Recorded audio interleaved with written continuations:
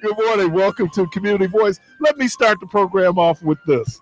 I love all African people all over the world. That's not a good start. Yeah, it is. And I'm going to tell you why it That's not a came good up, because it start. came up in my house this morning. Why? What Because happened we in your was house? listening to your program, And somebody said something slick, and you was all running into him, and he said, I don't even know if you heard it. What you expect from the slick nigga? I don't even know if you heard it. I heard it, and I chose to ignore And my wife said, you gotta love black people. I heard it. I just wasn't I feeling thought it. that was, I oh heard man, it. oh boy. Because You, then I would have to address the N-word. but the way he said, no, he wants you to address slick. He said, what No, you I know. expect? But you know me. That I was- would have had to address the whole thing. I was Wow, that was so I ain't had self-aware. nothing to do with it, Mr. Calhoun. Yeah. I'm honest. And all my honest. But yeah, I heard him. I just didn't have, I'm like, you know what? I ain't doing it today. And I was in there going like, yo. Really? Yo. Yeah, what you expect from What him? you expect from him, man? He gonna talk slick. He always talking slick. I'm just saying. He put the slick in slick. Slick. Put the CH in slick. And see, this is exactly why I did. And here's another reason why we love all African people all over the world. We were talking. It's interesting because you said something when you were talking about your dad. Mm-hmm. In most African cultures, 1 minute older makes you an elder. The whole idea of elder and eldership, and so Brother Young Carvey was trying to get up from under Young. He said that he's gonna turn his next birthday. He won't be Young Carvey. May 8th. And we What you gonna be 19? Still Young Carvey. So he was like, I won't be young, because May 8th I got a birthday. Can I go and give him the thing? Keep on living. Call me when you turn my age and tell me how you feel. Hey, wait a minute. Hey, Keith. And then you listen to DJ, and he making it sound like he elderly.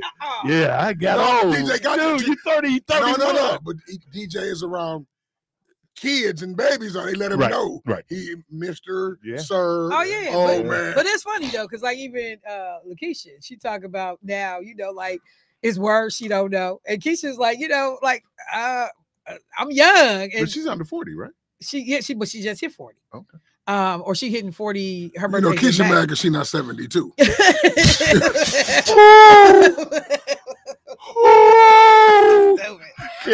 Came in those comfortable shoes. Like Morgan Freeman. And Candy and her old Candy and a little baby bag. She came out 27. She a little salty. And she about to lose the young title. Like, I'm just saying. She said she came here with a BA. Yeah. She came here with a BA. Like, But and that's the other fascinating thing. In retrospect, I don't know, your mom was a nurse, right? Yes. In retrospect, though, I wish that my mom would have been a school teacher. Because I just see how you'd have been horrible. No. See how God tried to drop that mic on you. Because with the little education he got, man, unbearable right now. Right. So he would have had even more. Right. No friends. At all. No friends.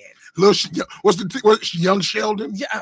Michael Eric Dyson on steroids. Oh God! I know when he go back to Detroit. What up, little Mike? What up, little Mike? Like, bro, don't nobody know what you talking about. Little Mike, little Daryl, little Daryl, English, little Daryl.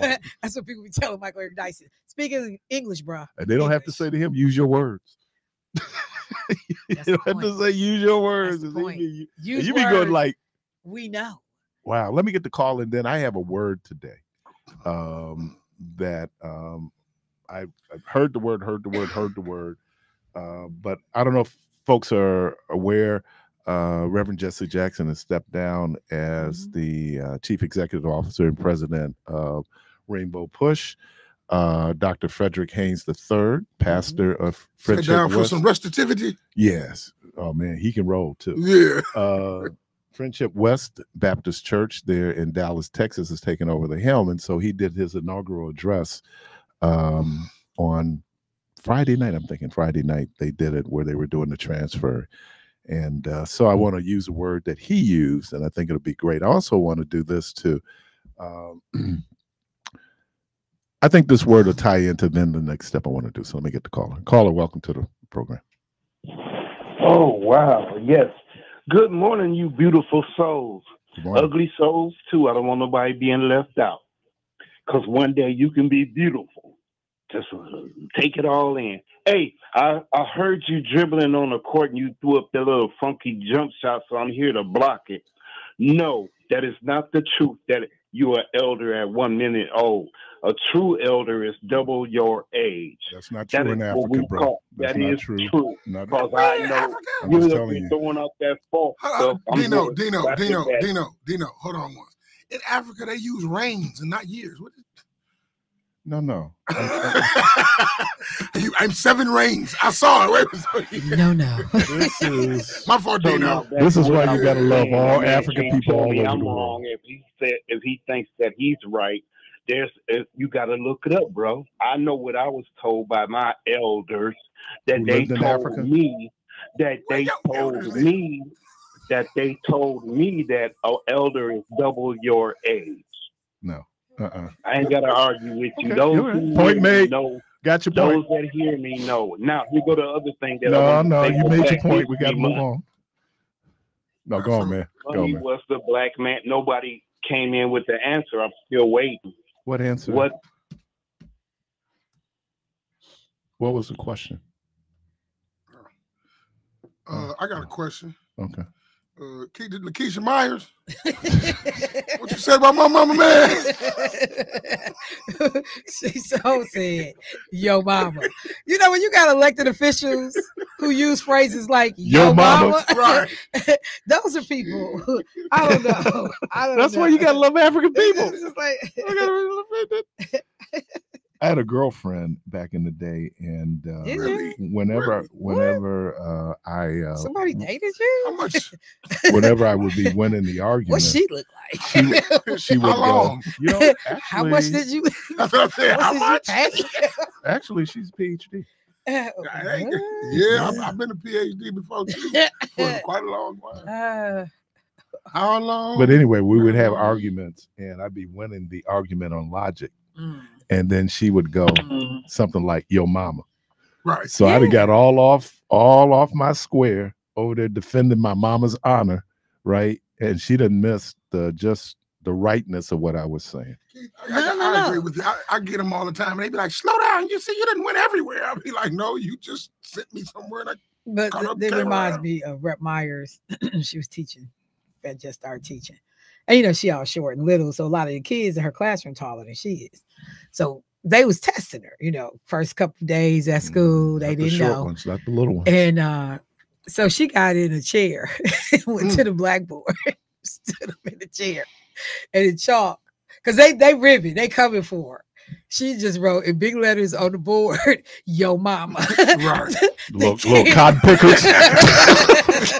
Picking ninnies. Little cotton It pickers. ain't the same thing. It ain't the same thing. There's no racial overtones or slavery overtones in your mama. There is a cotton picker. But There sure she is a straight, cotton them little picker. kids start dying laughing. They was like, this the teacher? She was like, yeah, so are we ready now? Everybody got in line. But like literally her first official thing on the blackboard was Yo, mama. I saw this white comedian. He was talking about being a young teacher in an inner city school, Okay.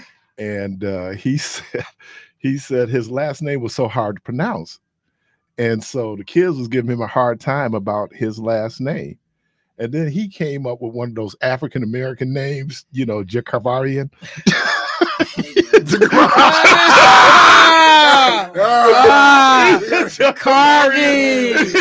Carvey is like you can't pronounce my last name. And what's your name? Is Jakavarian. Jakavarian. What you say? It's one of them urban names. Wait a minute. Because you do know his name is Jack Harvey, right? Is your name really His name is Jakavarian. You didn't know his name was Jakavarian. No. He was like, We'll take hello. Jakavarian off of the.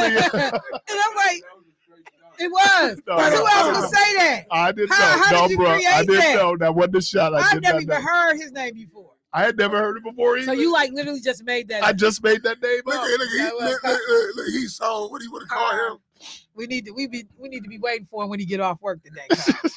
Dude said, what are the inner city names? those urban He names. went to Milwaukee Lutheran, Chuck. Urban Creative Day. Tell him I went to Lutheran, Chuck. Look, my mama's name is Cliffy. Don't I know how it happens. They did my Uncle Cliff and my Aunt Willie. But is her name just Cliffy? Yes. There's nothing wrong with Cliffy. Yeah. That's not. Yeah. It was tough for me. Wait, hang on, Carver. Your name is a combination of what? Plenty names. It sound like it. So my little brother name is named Jamontez. Your little brother is Jamontez. And my name's Jacarby. So basically, let me break down his name. His name is Jamontez. My dad name is Jacarby. My uncle name is Monte, and then my other uncle name is John Ted. So you got so you got all three. I got you. I mean, but you know what? At least I will say this. I appreciate that the name has a meaning. Yeah. You know, it means something. And y'all in trouble now. Just somebody done took something out the sky. And y'all said in my trouble. name is Chandelier and Lexus. And y'all in trouble now. Oh, Keith is. Oh, who? Let me stick around for the trouble. Oh, yeah. Who? Ooh. Don't you run. Oh, like Cavalier. Caller, welcome to the program. Hey, good morning. Y'all What's having happening? a good time. It's Monday. But I got a question for Michelle. Oh. Yes, Michelle, sir. how did you let the signifying monkey get away this morning Mm. without reminding him of what Trump said this weekend At the at the convention? CPAC. Black conservative. Black Forum. Hold on, we gonna let the monkey fly? If I say No. monkey, No, No. signify monkey. I heard That's what a he said. thing. I know, way down in the jungle deep, and lion Right. stepped So on what it. you upset about? Really? Of the I'm things he shocked. said, ABC showed him Friday evening on the ABC News where he was complaining. He told somebody, he was telling one of his aides, the lighting must be bad in here. He said, where are the white people? I don't see any white people. All I can see is the black people. What he meant was all he could see was their eyes. Mm. Darknesses. Mm. I mean, seriously. I mean, but you know, because I guess what else do you say about this dude? Like when his team believes that we did this gym shoe to bring us closer to black people. Stop there. And not only Wait, that, hold on, he said his bro, but stop criminality. there. So I'm on Facebook this morning. On Facebook. I see Orlando Owens. You got a pair? He got a pair Are you angry? Man, come on, He man. got Orlando Owens from Milwaukee. from Milwaukee. He got Oh my God. What? Are you serious right now? Ma'am. Make You done America paid great again. $399 for these damn Pay for shoes? Yeezys. They got the $200 too. I'm Let me sorry, see. bro. I'm sorry. It's Like, on Facebook. Man, get some freaking respect for your life, man. Jesus. I can't believe it, man. You mean gonna say somebody, die. a black man actually here in Milwaukee got them shoes? Yes, sir. Get It's out on of here. Facebook. And he on the front with the AR too. Let me see him. Wait a minute. I'm just looking at him in the AR. Oh. I ain't got to the. Well, Okay, I got Well- you. You made me disgusted. I can't. But yeah, bro. I mean, he got the. Let me see. Yes, he So the does. picture of Orlando Owens, "Make America Great Again." He like a whole behind fool on here. Like, hey, you break your heart. Is that the one? He got a cowboy hat on. He got the shoes on, Uh-huh. Which ones did he have? Did he have the gold one? but he got a rainbow flag on his arm. How is that? yeah. They don't support LGBTQ Well, people. remind him of this. Well, you know, he say he's his own person. Remind Orlando of this. When Trump was talking about his criminality is the same, he feels the same hurt as black people feel. Remind Orlando Owens that never one time did he say what he gonna do for black people. Remember, he's The conning. Joseph Project. He is conning us to the hilt, That's man. Ron Johnson. Yeah, that's what he did. You know, I mean, this He's is what conning Orlando us to the posted. hilt. This is Orlando's post. Sometimes you have to let people play themselves out, and this is a clear example of that.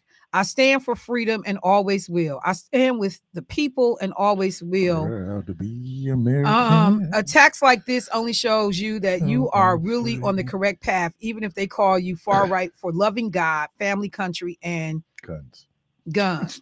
Whatever. Stand your ground and never back down. You know what, Negro? You wouldn't know what stand your ground mean if somebody slapped you and stood you on the ground upside down at that moment. This is so out. Come on, fam. Man. I think he's been standing it a long time. I mean, dude is a whole certified clown, man. Like, come on, man. These shoes are directly connected to people trying to overthrow the U.S. government. Well, not only that, Aren't they J6s? directly January connected to 6th. people Yeah, they're that J6s, want to right? kill him Yeah. and his family. Yeah. And then Directly connected that's when they named them to the J6. Proud Boys and Wait a minute. Well, y'all don't get mad at Keith when he do that lightweight throughout the days. You know what? Don't start. Don't Y'all start. started. In no way. It's none of that even a He comparison. just It's he pretty wants close, though. Yeah, he wants the shoes. You're not listening, Michelle. You keep missing I these might have to things. get a pair, Michelle. You Come on. keep, you keep don't believe missing that. these You don't things. believe I know that You don't already. I believed it before he said You don't it. believe We're cancers. No. I felt it.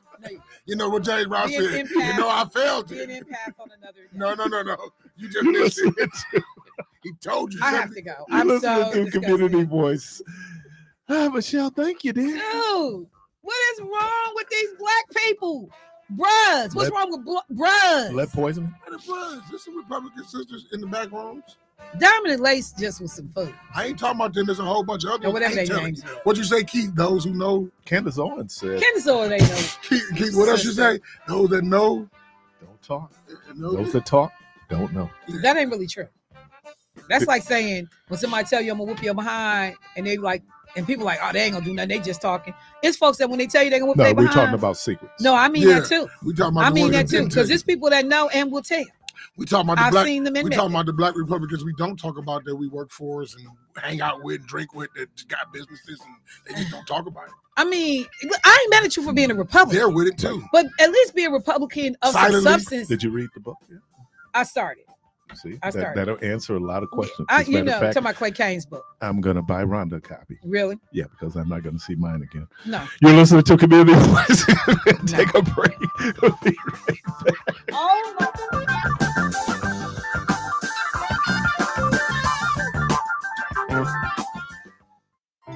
Claiborne Benson III is a genealogist and a founder of the Wisconsin Black Historical Society Museum. Before founding the museum, Benson worked as a photojournalist at WTMJ for over 30 years. His work has inspired many to discover their roots, heritage, and pride in being Black in Milwaukee.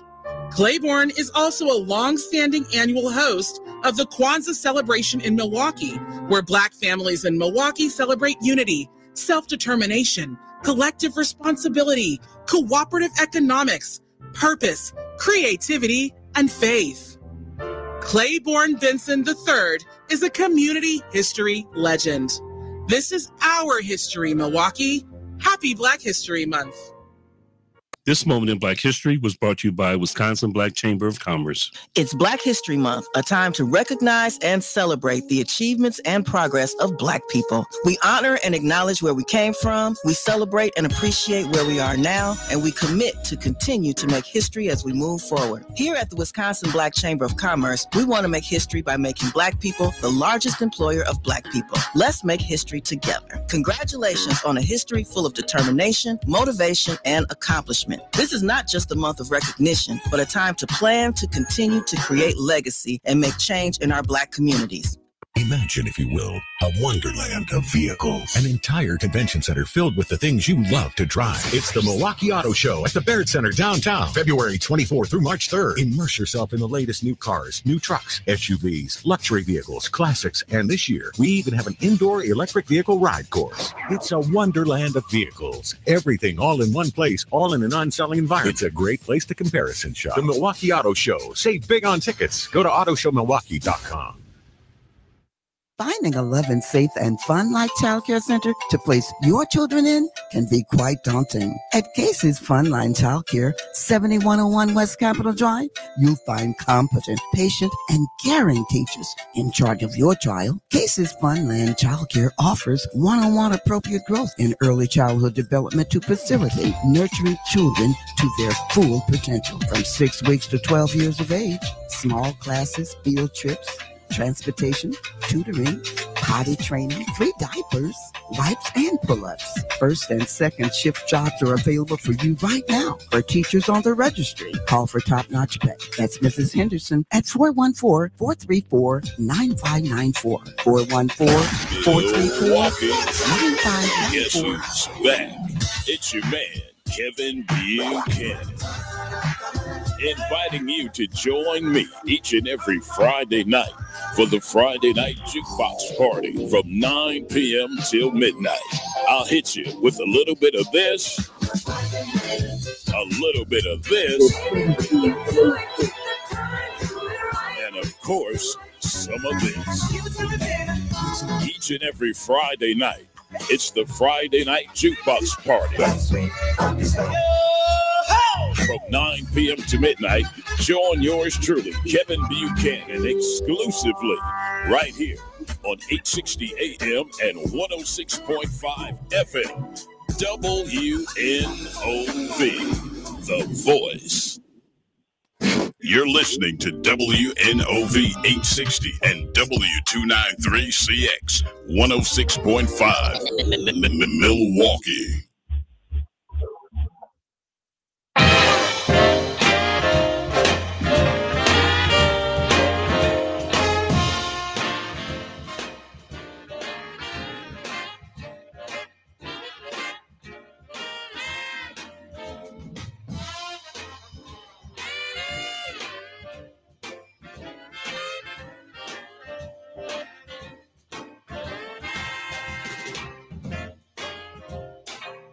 Community Voice on WNOV 860 AM and 106.5 FM.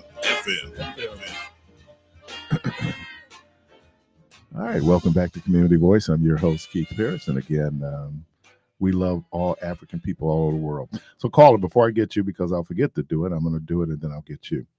The word today is Sankofa. Sankofa. Sankofa is an African word from the Akan tribe in Ghana.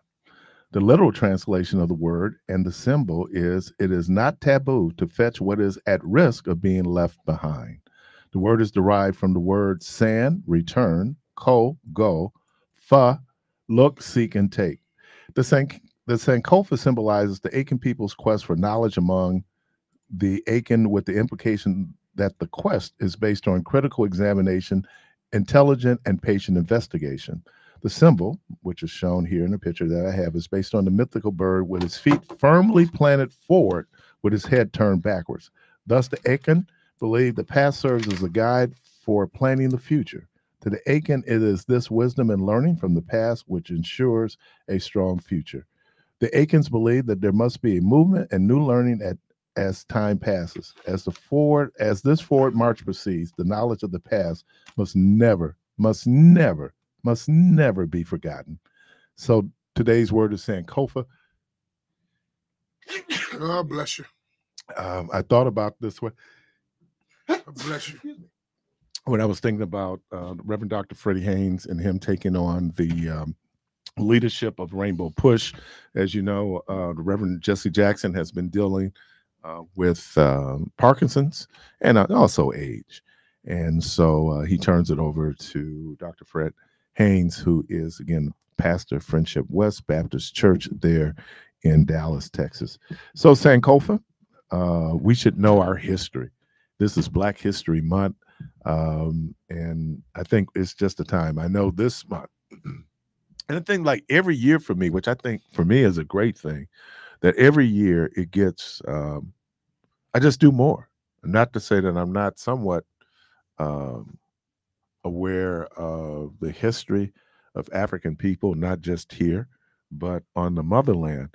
But I think that Black History Month is always that opportunity for us to just kind of go back and do as the Akan people will do, is that though we look at our past, it is, are we forward looking? Right. So we're aware.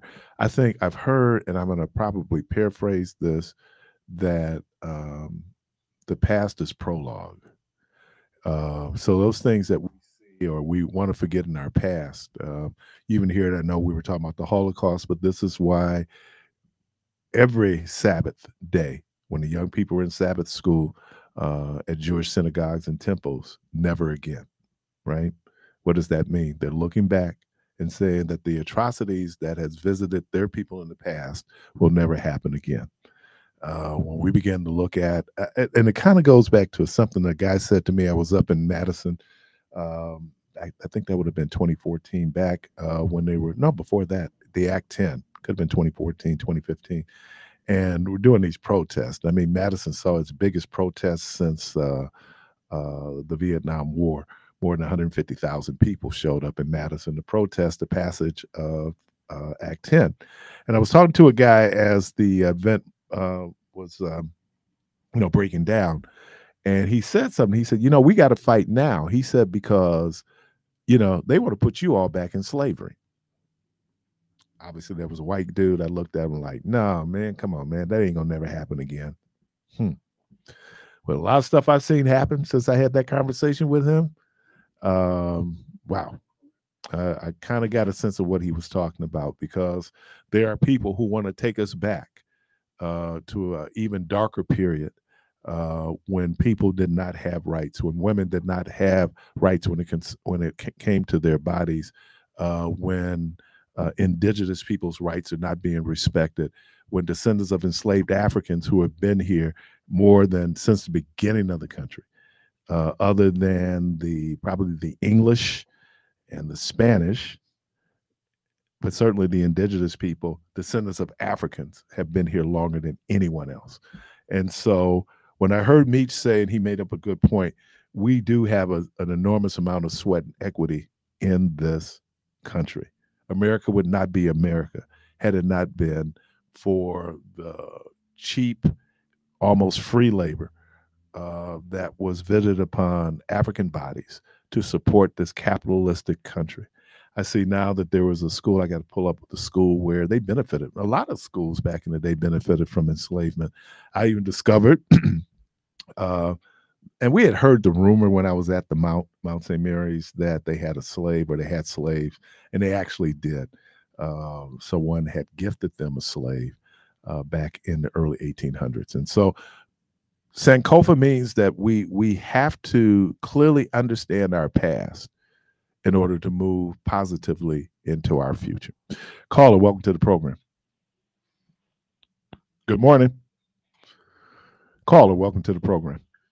Good morning, Mr. Parris. Good morning. Assalamu alaikum, and thank you for taking my call. Yes, sir. Listening just a moment when you were just speaking about the Holocaust and how, in Islam, we say that a reminder is a blessing. That means, that's why we give the greetings, because it's a blessing. It's a prayer that we are exchanging to one to the other. And it's a reminder that peace should be unto you. And you should extend peace to everyone that you encounter. So with that being said, you mentioned the Holocaust that happened over in Europe with Mr. Adolf Hitler, and how he attempted to annihilate a particular people for whatever reasons, unbeknownst to many of us. But even though that did take place, that does not give this people who were mistreated, abused, attempted to be wiped away from the face of the earth, that does not legitimize the same acts that they are committing right as we speak.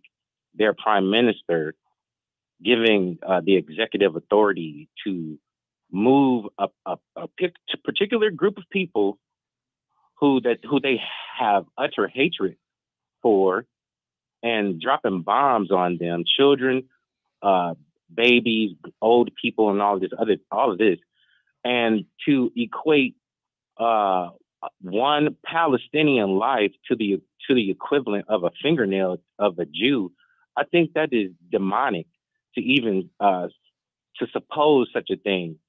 And I definitely know it has its basis in the Talmudic teachings or writings, the Talmud, that people like Benjamin Netanyahu probably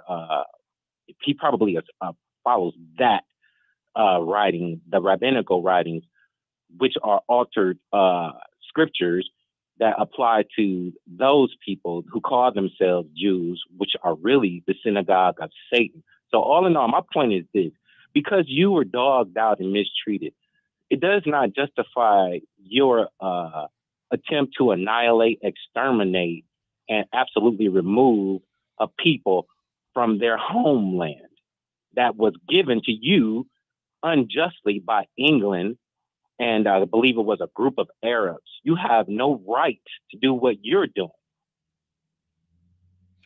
I agree. I just, you know, I didn't, I was having a discussion with my wife about this, and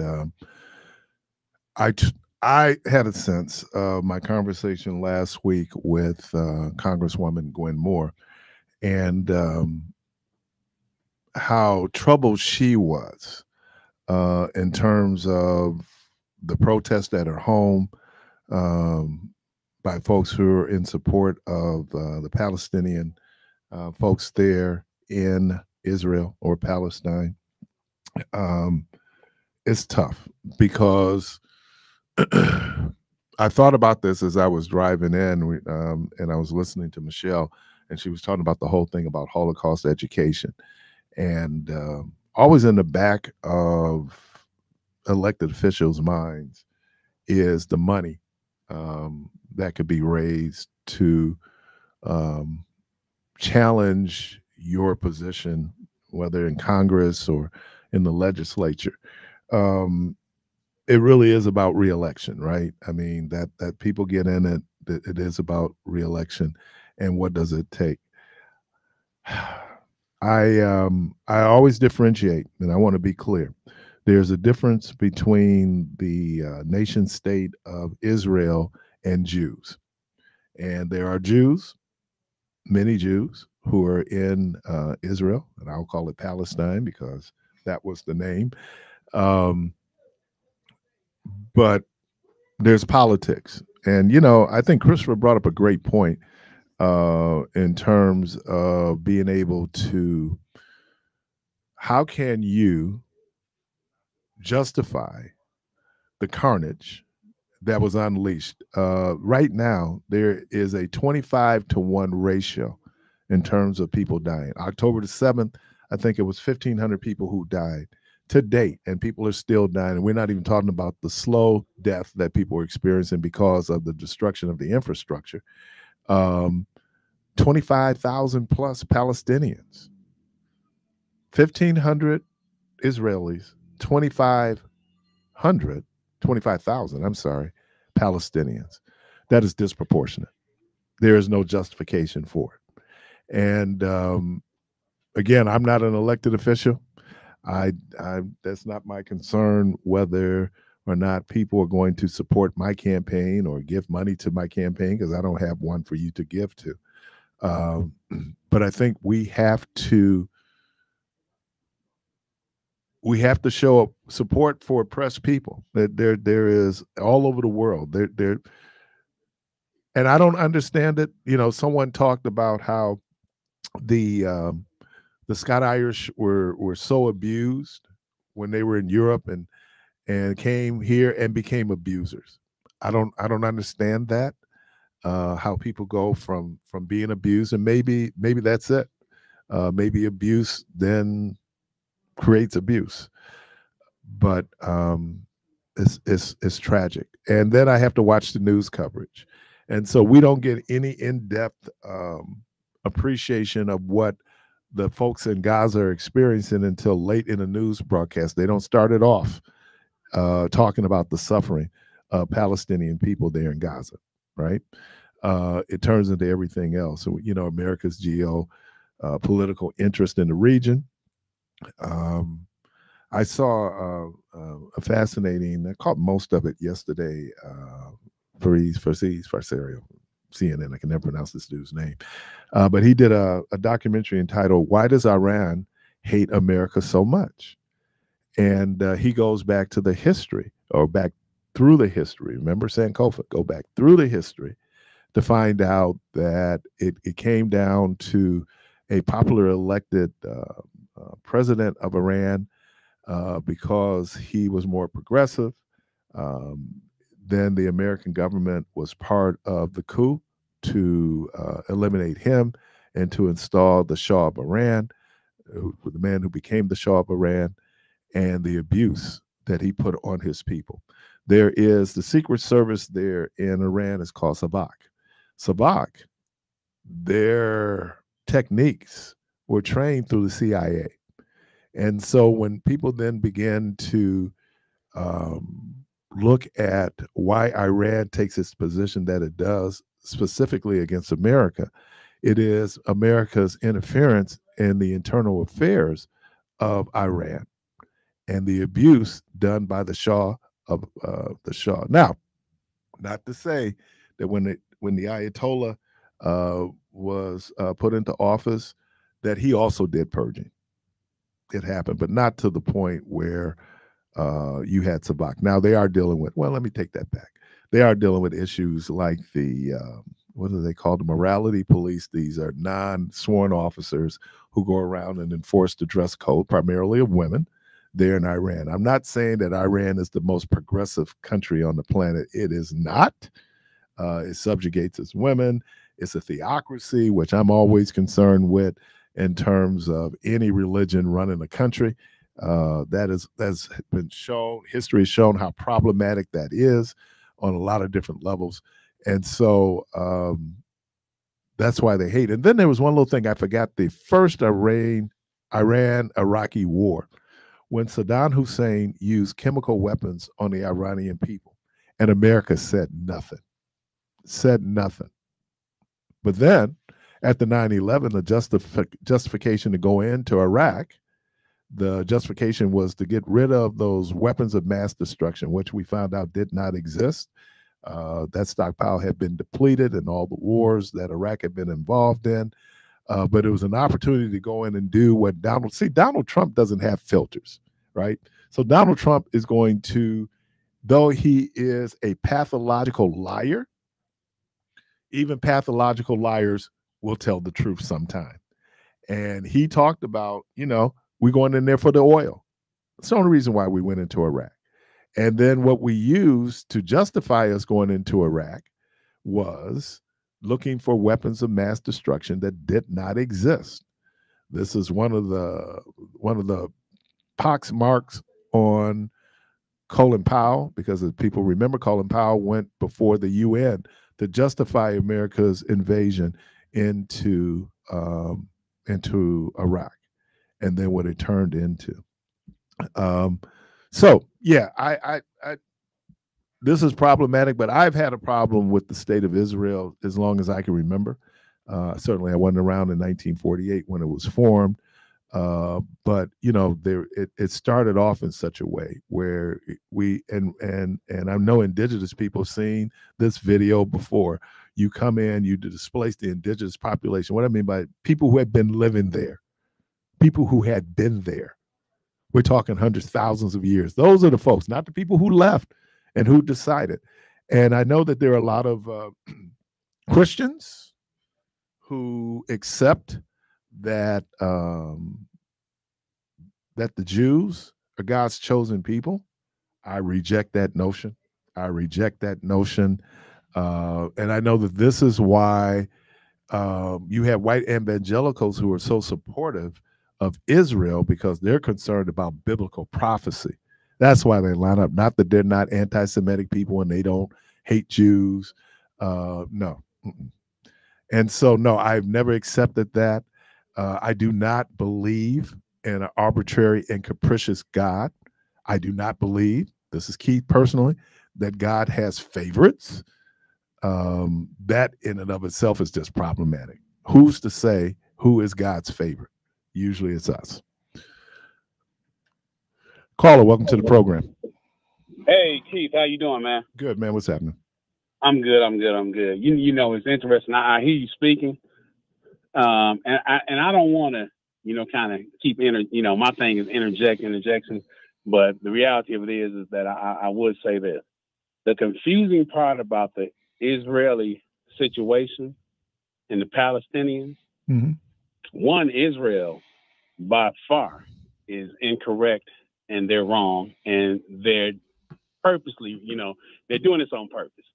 But I would say this: neither one of those, and neither one of them, the Palestinians, the Iranians, the Egyptians, are not. These are not the indigenous people. And I spoke at UWM, and I spoke on this, and this is something that we cannot sit here and play with. The original people who were there were people that looked like us. They were African people. And we do know that they came into Africa during the 7th century. They came in during the 7th century, and they came from the upper Mediterranean area. About 7th century BCE, or it was this is if I'm correct, it's BC. It's not BCE. They are not native either way it goes, Keith. They are from the upper Mediterranean area. Right. They are those people were not there. Abraham is from Mesopotamia. I'm clear on that. They're Asian people. But what I'm telling you is that those people, when you look at that, their lineage, it does not, just like, and the biggest problem we have is that I remember having a conversation, and we're talking with the so-called Egyptian people of today.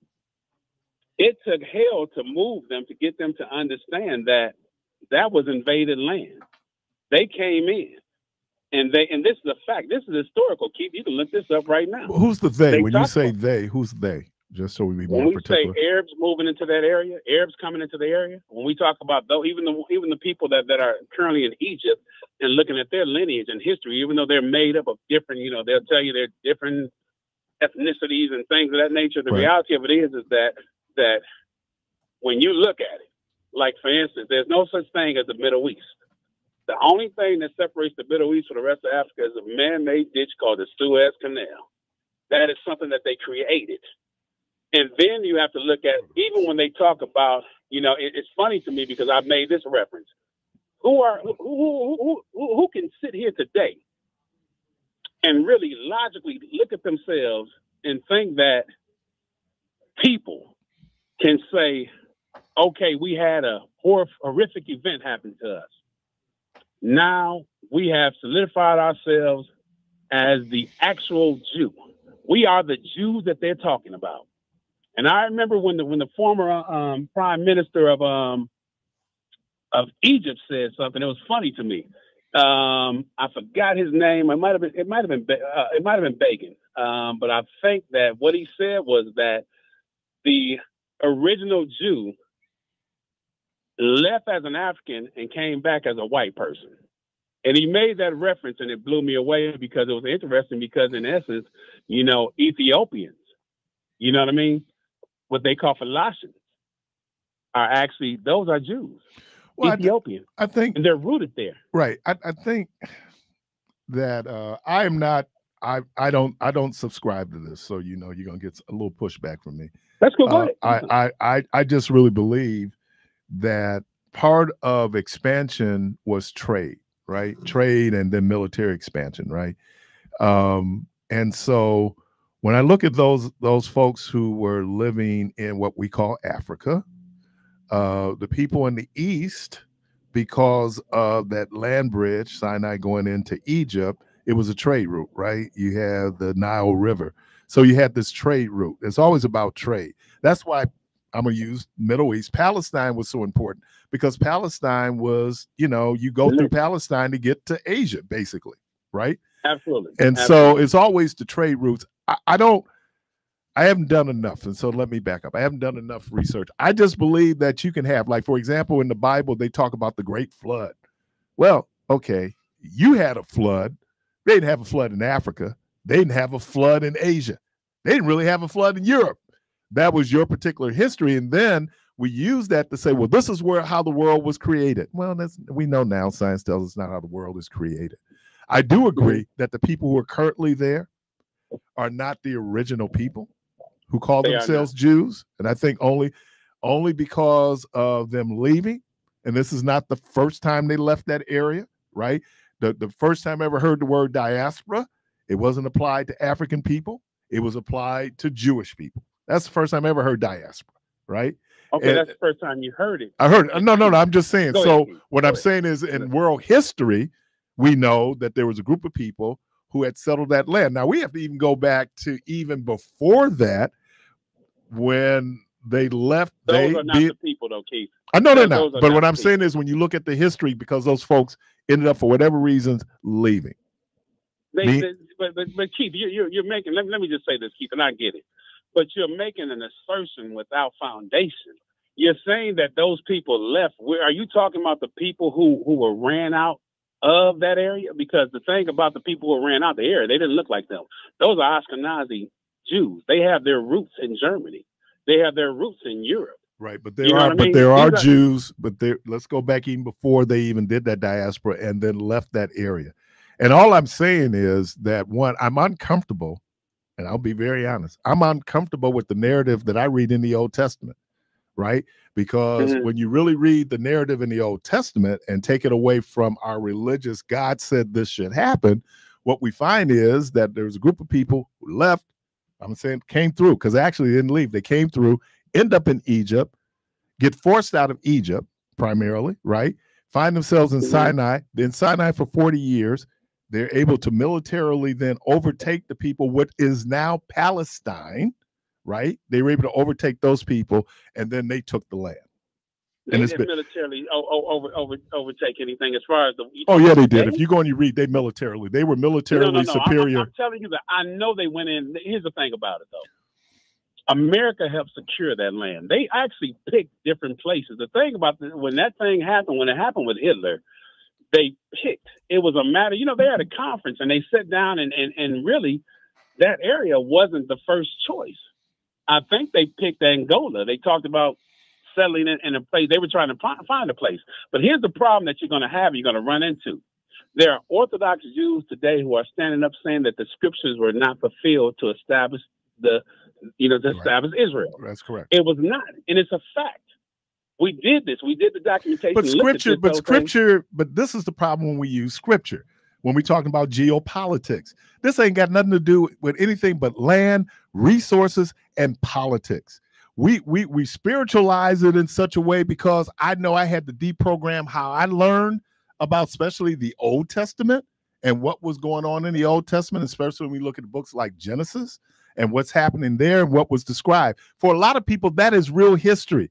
That is not real history. What it is a group of people who sat down and said, I'm going to put together my religious book, and they created the Talmud, right? We had the Pentateuch, and in then the story then benefits them. So even when so that's what I'm saying. Now, I understand now in what is now modern Israel, that was partition. I agree. That had everything to do. I'm trying to think of the conference that they had. And quite frankly, it wasn't the Americans, it was the English, because Britain had control of Palestine.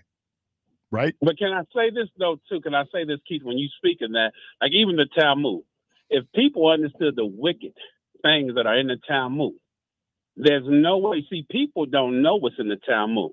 Like where the Talmud speaks of, it's okay to violate someone if they are a non-Jew. That's in the Talmud. Let's talk about it. Let's read from the Talmud and talk about some excerpts from the Talmud that says it's okay to take the land from someone if they're not a Jew.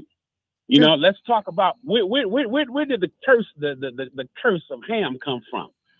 The Talmud. Those are rabbis that put that in place. That said we should be shamefully elongated. We should have nappy hair. These are things because we don't see the power and influence keeps us from looking at things. And I just say this to my brothers and sisters. I don't care what religion we fall into. We are the best at that religion. Those Muslims, Black people are the best Muslims you'll ever find. They are more in line with the Prophet Muhammad, peace be upon him. They are more in line with that than the Arab people that I've seen. And they don't have to like it, but I'm telling you, I've seen it. And I've seen it. I've witnessed it. The Christians, the Black Christians. The problem is that when is someone going to actually exhibit Christian-like values? When are we going to quit playing games with Israel bombing someone, but come back and I have to look at Joe Biden and look him? Can you stand before him and ask him why? You invade smaller nations. You go into places where you say they're wrong in Libya. They're wrong, and even the Libyan people. That was a travesty in itself because Gaddafi sat down and said that we have been wrong towards our brothers and sisters, our African brothers and sisters, and let's come together. That was very suspect in what they did when they attempted to say. And that's all I have to say, Keith. I'm just saying that American politics is very, very dangerous. When you look at what they do, when you look at them and they say, well, Gaddafi is he's over there attacking the people. He's attacking the people. They're attacking the soldiers. Well, they were trying to storm a military base and take the weapons. And Gaddafi said no, and that's what they used to invade, not invade, but do a flyover and keep anyone from going into Libya. Libya couldn't use this, and what they did, which was very good, is they disarmed him by telling him like, hey, Gaddafi, we want to be friends with you. So he gave up part of his military. He just gave it up. He gave up some of his weapons, and that's where he went wrong in trusting them. The same thing Mugabe did, but Mugabe got his mojo back. And I say we go all over the world and we talk about things, and I'm laughing because I remember in Russia. Do you not remember in Russia when I think it was Yeltsin, who decided that the whole parliament was wrong, and he essentially, which is the Supreme Court, went in and actually bombed them, killed them, and sent tanks in there, and America clapped and was like, yo, he's doing the right thing. Keith, we can't have a contradiction. Biden has to come with it. He's wrong. Well, when I say that, I think his hands are tied. I think that's they're not tied. Well, they are, because it is, because for you and I, it's not the political thing for us. For him, it is. For the Dems, it is. For the Republicans, it is. The politics right now is that people know the world outcry against Israel's action as it relates to Gaza has been growing, right? I mean, that people going, hey, we think you went too far, right? You're beginning to hear that. He still has to deal with domestic politics. If people want to say here that there is not a strong Israeli lobby, it has. And then, unfortunately, for the Palestinian people, their lobby is not as financially vibrant as the Israeli lobby. And let me say this. And so what you have in Michigan is that all people can do is say, look, Joe Biden, we can hold you politically accountable for this. And that's what you're going to see. I think their primary is tomorrow. That's what you're going to see, because you're going to have a vote for Joe Biden and a vote for uncommitted. The largest, I'm going to use Arab, Middle Eastern population in the country is in Michigan. And Michigan, absolutely. And so that's why Michigan becomes so important. But anybody who deals with politics will tell you that everything is not as black and white. And now we got to deal with the nuances. And I hear the music. Okay. Keith, can I just say this, though, real fast? Less than 20 seconds. Keith, that's no excuse. Joe Biden has done it all. He's a man that's almost 100 years old. Listen, but here's the reality. The man is almost 1,000 years old. It's over, brother. You can stand up. If he has any backbone, you stand up. But it's not about a Democratic Party. It's about our moralistic compass. And his compass is wrong. And anyone that says that is right, they are wrong too. And they're not standing on God's word. All right. That's all. I'm done, brother. Appreciate it. You're listening to Community Voice. The phone lines are open, 414-444-5250, 414-444-5250. We're going to take a break. We'll be right back.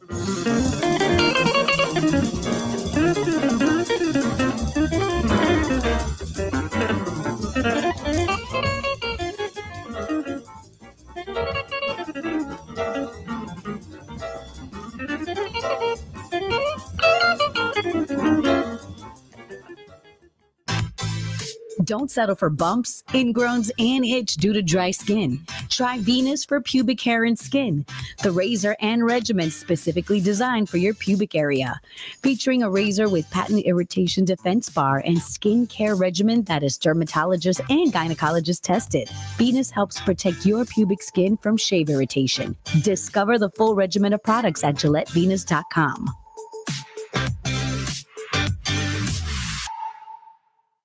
If you're looking for mouth-watering eats and delectable treats, look no further. Eat local and visit the Sherman Phoenix today, where you can find everything from delicious organic wings and smoked barbecue to satisfyingly seasoned vegan food to sweet, buttery, made-to-order desserts. The Sherman Phoenix is also home to a day bar, serving mixed, frozen, and tropical drinks. Experience the Sherman Phoenix effect at 3536 West Fond du Lac Avenue Open Tuesday through Friday, 11 a.m. to 7 p.m. and Saturday, 10 a.m. to 7 p.m.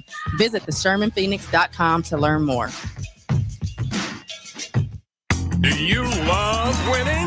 This February, head to Potawatomi Casino Hotel Milwaukee and fall head over heels with the Love It or Leave It $400,000 game show. Thursday nights, you could play the Love It or Leave It game show where you can love your prize or leave it for another. Play with your club card to earn drawing entries. Top prize is $10,000 in cash.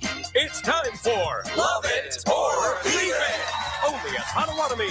Learn more at PaceBig.com. Must be 21 years old and a club member to play.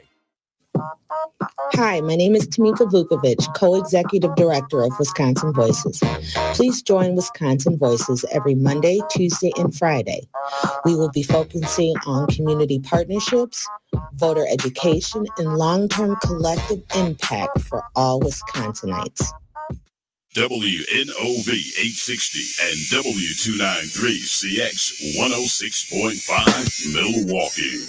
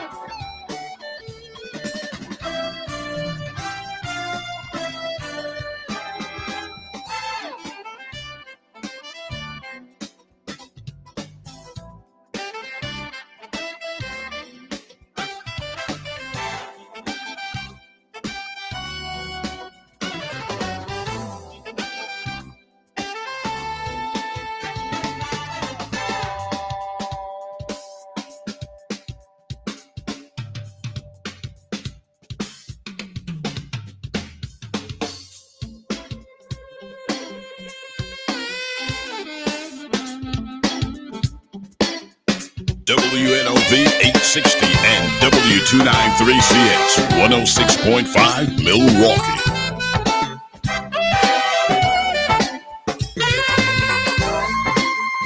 You're inside Community Voice on WNOV 860 AM and 106.5 FM with your host, Keith Parris. Welcome back to Community Voice. And man, this is such an honor. This is such an honor. Let me let me introduce our guest and why I think it's such a great honor. Fern Calker. Good morning. Good morning. How are you? I'm doing great. And she's with the Kothe Dance Company. As you were coming in, you were talking to Doug, and Doug reminded you of you taking your dance company down to Marquette University. Oh, yeah. I'm going to take you back even further. Oh, no. Oh, yeah. I'm going to take you back even further. I was a 7th grader or 8th grader at Francis Parkman Junior High School. Oh, no. Yes. You going back way far. And you all would come. Am I correct? Yes, you all would come. And so for years, I've just been a fan. I mean, they have that level of, for the first time in my life, I saw African dance. I mean, I saw, well, we've all done African dance, but I'm talking, and I don't want to use the word native, that sounds, but our indigenous African dance. Yes. Yeah. I mean, I think on a professional scale is what has surprised so many people. What do you mean? By the presentation and the you know, there's many different levels of dance in the world, you know, and for people who want to dance and just socialize and get together and learn and get in a circle and do the bantaba and kind of thing, the folk dance. And then there's many different levels of folk dancing, you know, and then there's theater. And I think that one of the things that has set Kothe Dance Company apart, and most people have these memories of us from way back from when they were in kindergarten and elementary school, is because of the presentation. That our level of presentation has always been striving for a theatrical production with educational format. The and this was the company was formed in 1969. Ooh, it was wow, talk about a different time in the country, but we had a lot going on. But at the same time, as we're moving forward, and I'm trying to think, James Brown did Say It Loud and Black and Proud 1968. I'm thinking, yeah, it was right about the time. About the time. I was standing on the shoulders of those lyrics. Is that right? Yeah. And so then we began to, you know, in the mid 60s, we went to the Naturals and became the Afro. We even embraced the term Black, right? Yes, yeah, that is huge in terms of us really affirming ourselves. And but you because Black is a construct, but we are African people. Right. We're African people. I often refer to us as the tribe. We're a tribe, another tribe. Like the African continent has over 2,000 tribes on it. But then because of the Middle Passage and enslavement, we ended up in Brazil, in the Caribbean, and all of those areas, we're still other tribes. And we're not necessarily all alike. We don't all speak the same language. Some Black people in the Caribbean speak Spanish. Some Black people in Brazil speak Portuguese, you know, and then you add all of the other elements, but we're all tribes stemming from the same tree. And the 60s brought us closer to understanding what that link is, but I think we've lost track of that. There's many reasons, political reasons and organizational political stances to keep us as far from identifying with our African roots as they can. So tell us about you, how the genesis, how you, and then what made you want to provide this expression? Well, you know, originally I was born in Sierra Leone, West Africa. My father was African, and he met my mother, who was African American, and her genetics was Jamaican and Native American. Okay. And they met at the University of Chicago in the early 40s. Wow. And can you imagine what their life was like? Well, I'm just looking at the brain power. Yeah. I mean, I and you know, my grandmother on my father's side was like the matriarch of the village, you know, and she was the boss in the village, which in many African societies, we fail to realize that the women actually run a lot of things. And so I come from that is my pedigree. So nobody should be freaking out because I am the way I am. My persona is the way it is because I can't help it, because that's what my pedigree goes back to. And they met in the University of Chicago and went back to Sierra Leone. I grew up first 13 years of my life there in Africa, under the British colonial rule. Went after my father was killed in an airplane crash. My mother got a job here in this strange city called Milwaukee, Wisconsin, at Marquette. That's how we ended up here in the Midwest. And prior to that, she sent me to an English boarding school. So I've had a I spent 3 years in an English boarding school. And I know what it is to be a minority amongst no Black people, hardly at all. In the whole school of like 150, 200, there were only 5 of us. I also know what it is growing up 13 years of my life where white people were insignificant, in that everybody who was in leadership positions right before Sierra Leone got its independence were all Black people. You know, I have an aunt who's deceased now. She was a paramount chief, which is the equivalent to like governor.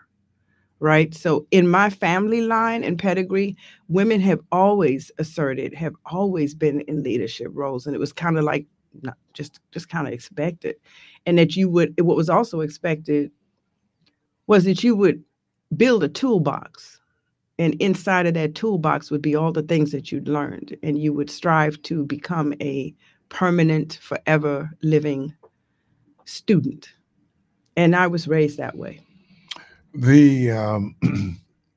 So were you classically trained in dance? Yes. I went from in England, I studied ballet, and then when I went to college in Madison, I studied ballet and modern, and I really wanted to be a modern dancer, and Alvin Ailey was what I was striving for. I even have a letter in my archives from Alvin that he wrote to me, that I treasured very deeply. I wanted to be a modern dancer, but there was something itching me. You know how sometimes you just, your basic soul and spirit knows where it wants to reside. And it was that calling that started me in 1969. And I went to Ghana for the first time. I've been there 3 times. Just got back actually from there. And I went to Elmina Castle, the fort, built for the express purpose of the port of no return. And the door of no return, of which there are many on the West Coast, to show you how big that industry was. And it was there, sitting on the beach, and had just experienced looking through the window and the door of no return. And I was challenging myself. What was I going to do as an artist? I wanted to be a dancer, but I didn't want to do that ballet stuff, and I didn't want to be. I decided the modern was fine, but the African art was drawing me.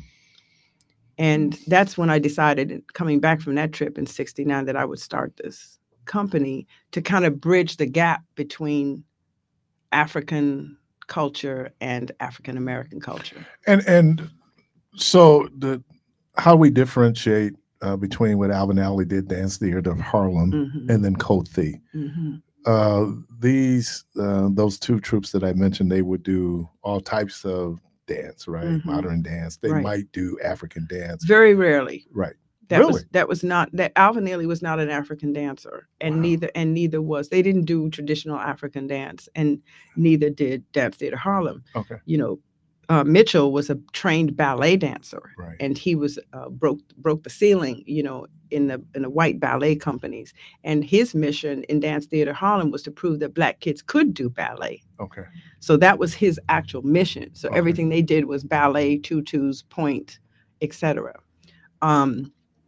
But what I was fascinated with those guys, Rod Rogers and all of those people, was that they gave me a sense of business comprehension about running a dance company. When I was talking earlier about the difference between a folk dance company and a business arts organization, is the business angle of it. And they took running their companies extremely serious. from budgets, Excel spreadsheets, marketing tools, hiring people, managing directors, marketing directors, grant development directors, patrons, donor base, 990s and 1099s and W-2s and, all of those things that make you into a business. That was my vision at the very beginning with Cozy. You mentioned earlier that seems all culture has folk dance, right? Those things that we do based on our culture and our language and all those things that our history, right? So when in 1969, when you decided that, hey, this is what my vision is going to be in terms of dance, what were some of the resources you pulled from in order to be able to develop these different types of African dance? Well, it really is about resources. And I think the biggest thing is first of all, understanding what you know and what you don't know. And so, I worked from the base of what I knew, but I knew that it was not comprehensive enough. So from the very beginning, one of the things we always did with whatever money we came in, we would go and find dancers from the continent. And during the 80s and 90s, I don't know if people remember this, but Les Ballets Africains came here to Milwaukee and performed. And there were many African companies that were coming through Chicago and Minneapolis, and we would pick on the artists that were coming through there and bring them in. And a lot of times we didn't do open community classes. People didn't even know they were with us. We were in the dance studio with them, picking their brain.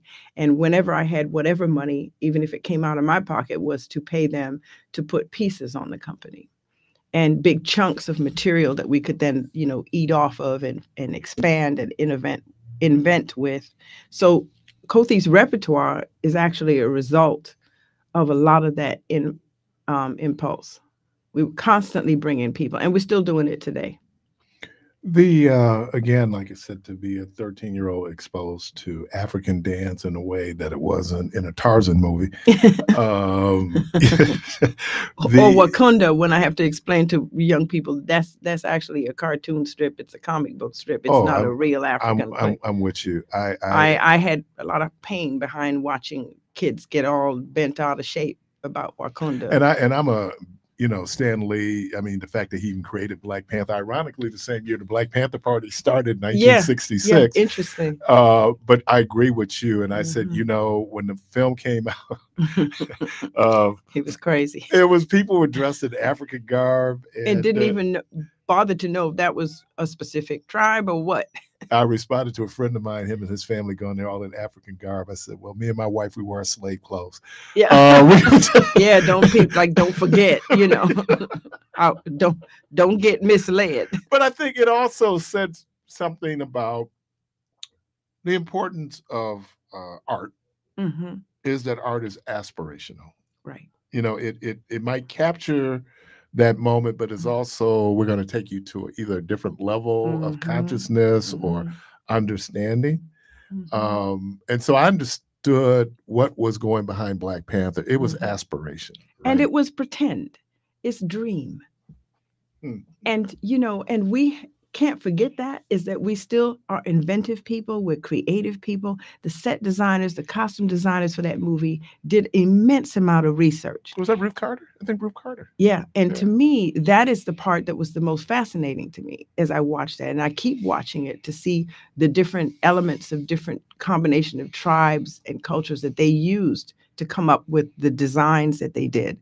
But a lot of our kids never got that insight into watching it. It was superficial, and we didn't get to use that. To me, if I was teaching now today, I would use that movie as a mechanism to break out all the jobs that were there just to produce that movie, that you don't always have to be on the stage in the camera. You can be actually doing set design and costume design and lighting design. There's all those positions that there are very few Black people in. And let's talk, because you talk about that. It was pretend. It was a comic strip. How difficult then is it to make sure that you're capturing what is really organic and indigenous. How difficult is that? Because, you know, look, in America, it was funny. We are our own tribe. No, we are. I mean, we are our definitely. own tribe. I mean, and God bless us for that. Right. And my mantra is I love all African people all over the world. And so I know African people, other African people look at us and go like, oh man, Yeah. y'all. I know that. Right. But then we're looking at them going, oh man. So how do you able to do that? Where you're making sure it's authentic, right? And but at the same time, it's still organic. You know that. How do you do that? Well, one thing is travel. Travel is the great educator. And if you can't travel physically, travel in your mind. And the way to travel in your mind is to go to the access libraries that we have all over this friggin' community and go rent a friggin' book.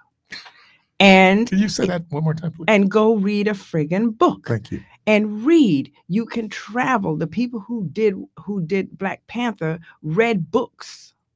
They traveled. And if they couldn't physically, they traveled in their mind's eye, like Mandela did all the years he was sitting in his jail cell, like Malcolm X did all the time he was sitting in his jail cell. We travel in our minds. We have to become shape shifters. You, one of the things was the influence that you had where there's a group that kind of comes to mind. I just think about Nefertiti. Yes, sure. Sarah Grant. Yes. Yeah. And so part of that was. Yes. And then what I really appreciate, obviously, when you bring in the dancers, they have to be immersed in the history and the culture, right? Our dancers have to do research projects. Right. And when I say cultures, is you mentioned 2,000 tribes. Among Bantu people, there's 630 different languages among Bantu people, right? And that's not all of Africa. That's just but so to be able to go in and understand culturally what it is to make sure that that culture gets the proper tribute, I guess. Yeah, well, we don't put anything on stage without saying who, what, when, where, and if we are creating outside of that and innovating, because we may take a little kernel of a dance. For example, let's say there's a dance, and we learn it, and we actually break it down, as I was told by many of the master dancers that we've brought here, is that because most of them travel around the continent, and that's how they learned what they know. But they'll tell you that a particular dance out of a particular village may only have 5 steps to it. But it's the invention on the continent of Africa that is most profound. It's the level of invention. And so what happens is you bring a brother up in here from, let's say, Guinea, and he drops a dance called blah, blah, blah, and it has 5 steps. But when he gets through with you in that class, you've learned 10, 15 steps. And you have to say, oh, which one here is the traditional? Well, there is a traditional 5 steps, but he has improvised and innovated and created out of that. And that's where you get the ballets like Les Ballets Africains or what have you. So the question about what is traditional in African dance is that there's a core always there. You know, you learn a manjani or lamban, some of the basic dances that everybody knows in rhythms. There's core technique base that is there. But a lot of what's going on is this invention. And that is really important because that's what we brought back over here in the whole of those slave ships. And that's what we did when we invented tap, when we invented jazz. That's what we did with our music. We were inventing on a daily basis. You know, you were talking about Black Panther. My wife drugged me to see The Lion King. We were in New York, we were on Broadway. And what I discovered, they pointed out that more than half of the dance troupe were, in fact, indigenous African people. Absolutely, from South Africa. From South Africa, yes. Which was, wow. Okay. Not to also... What I've been amazed with and why I love dance so much is the athleticism. I was, you know, at The Lion King, they bring them in from all over. Oh, I love that production. That interaction in the audience. Garth Fagan was my mentor. Is that right? Yeah. So I'd gone to get some water and the dancers were staging. Now I'm a former athlete. And I know people don't do it, but if you're an athlete, you always look at the bodies of other athletes, right? That's who you're competing with. And then I realized how athletic. I was looking at the thighs and the stilt dancers. Yeah, and no, but these guys are just regular, and their yeah. thighs. It was just like, oh my god! But then you realize, then you hear dancers talking about the injuries they get are very, they get are very similar to injuries that athletes get: knees, ankles, right? And that's why I'm a stickler. You know, people don't understand is that I'm a stickler for where Kofi performs and how long we perform where we're performing it. Okay. Because we're talking about injuries, is that, you know, where we rehearse now is at UWM because we work on sprung floors. Okay. Okay. And, you know, we may do, we've done over 1 million children that we've reached in our 55 years. I totaled that up. It's 1 million kids I've seen. Kofi, you one of them. But when we go into these schools, most times the floors are not conducive for people to jump on. Okay. So, you know, we limit the time that we're doing in these schools in terms of the dancers' bodies. And people don't appreciate is that, you know, we pay our artists. You know, we have a rate sheet of how much it costs to get Kofi for, you know, such and such a time. And we pay them. We pay liability insurance. You know, we pay them as employees. So they're putting money into Social Security. They're not 1099s. You know, it's a business. It's a business. And you got to protect your product. You got to protect your product. Yeah. They're the product. What is rhythm? And the reason why I asked that, because you hear people go like, I love that question. Yeah, okay. So what is rhythm? Rhythm is the sustaining beats between life. Rhythm is the sustaining beats between breath. Rhythm is the sustaining beat between love.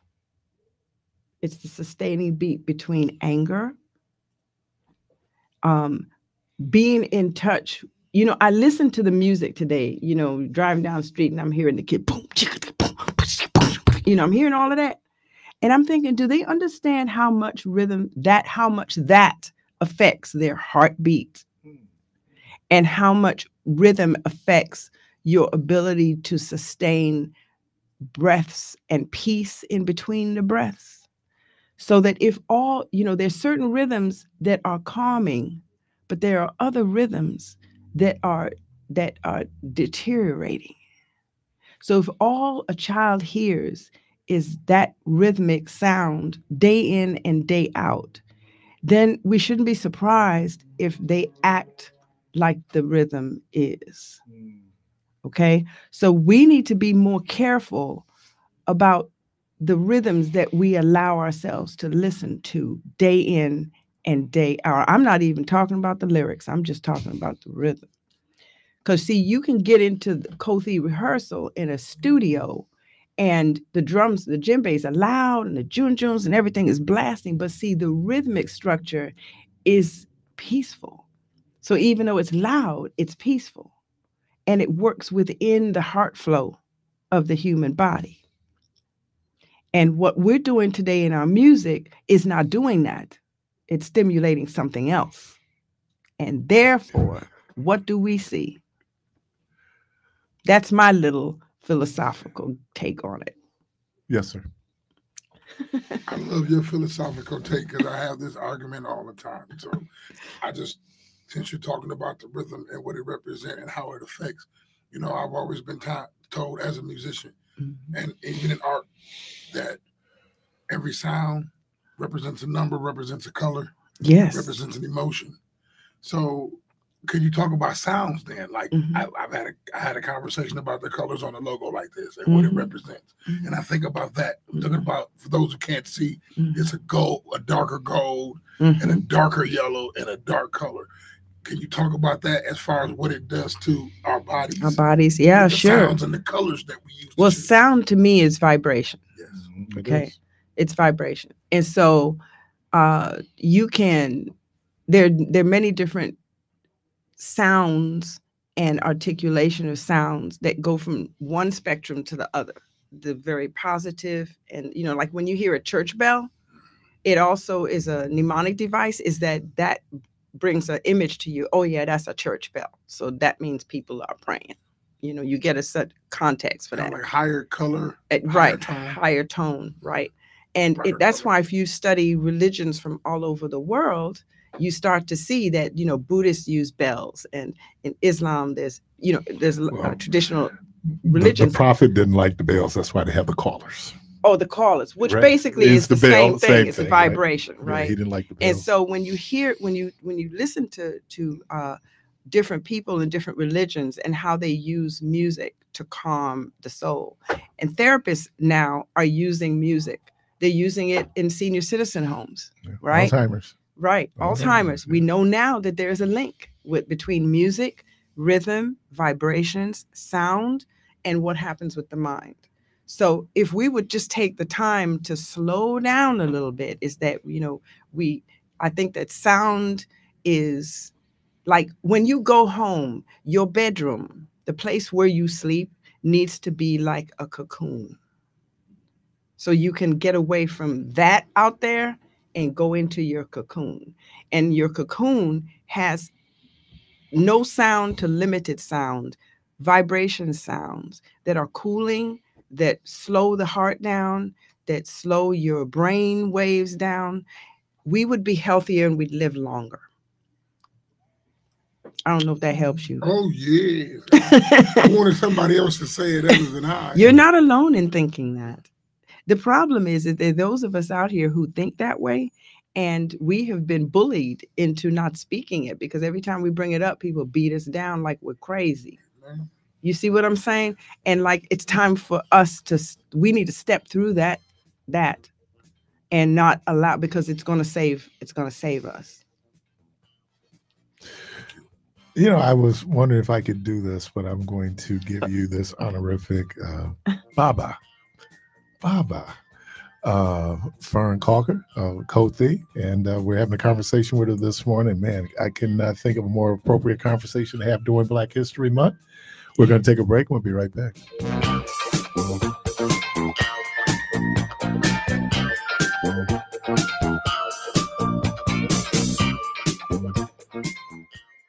Come savor the flavors of Pepper Pot Jamaican cuisine, located at 2215 North MLK Drive. Dive into our lunch menu packed with mouth-watering starters like our famous Pepper Pot jerk rolls, refreshing salads, and signature rice bowls, bursting with Caribbean flair. But the fun doesn't stop there. Join us for our happy hour from 5 until 8 p.m. every Tuesday, Thursday, and Friday, featuring irresistible food and drink specials. Don't miss out on the ultimate Jamaican dining experience at Pepper Pot, where you come hungry and you leave happy. For more information, please call 414-509-5206.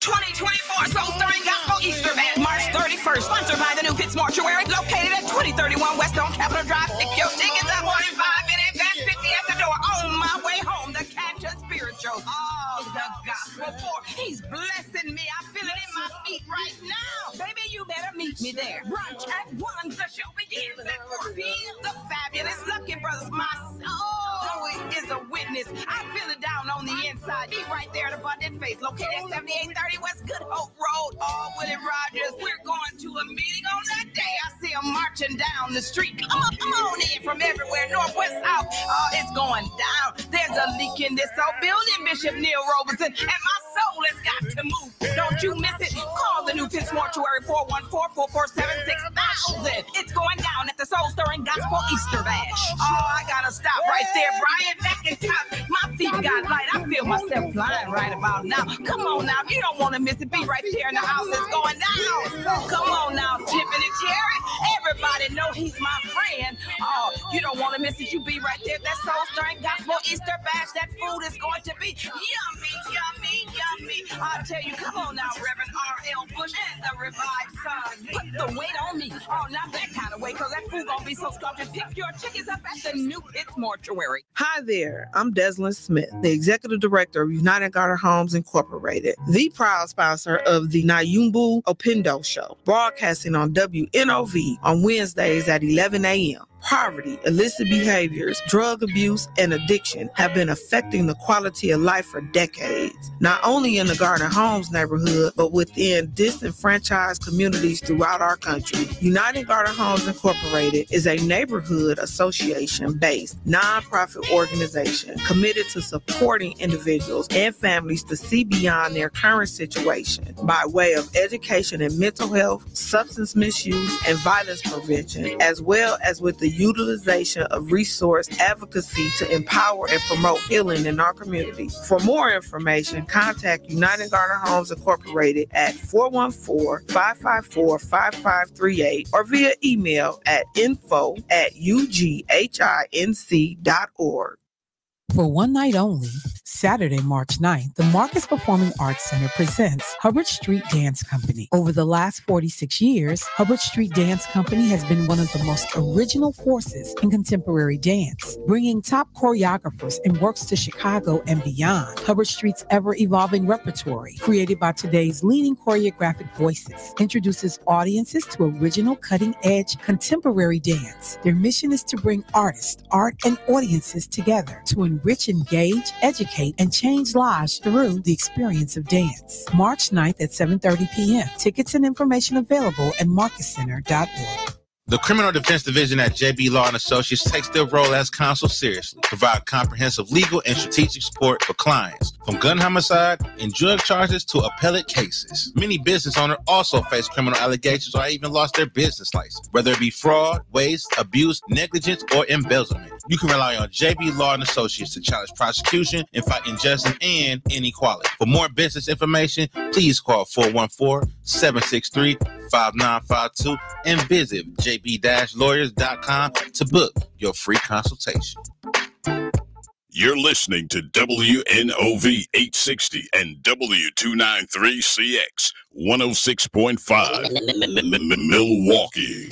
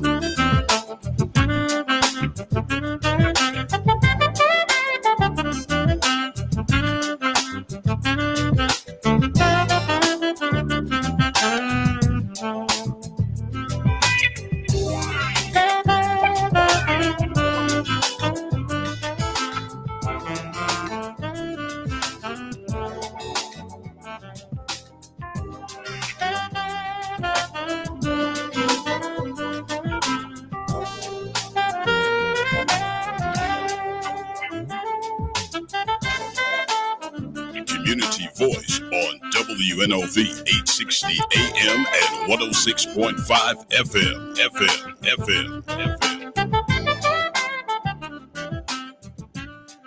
All right, welcome back to Community Voice, and we don't want her to lose her thoughts, so be real quick. Oh yeah, I just got a message from a listener. Good morning. Can you tell Fern Adolphus Ward's nephew Maurice Doc B. Beckley says hi. He's a She Ward. and you guys sound great.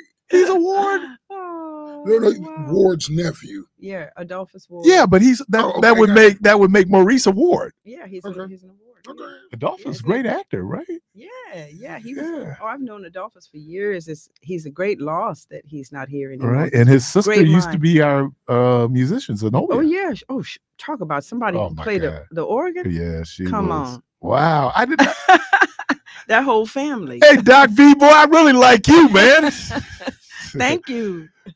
I started off, I did my mantra, I love all African people all over the world. Mhm. And we talked about part of that is we have a collective experience. Mhm.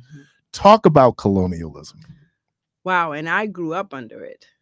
Sierra Leone. prior to the country becoming independent. Was that British? British, Yeah, yes. okay. And it's very rigid.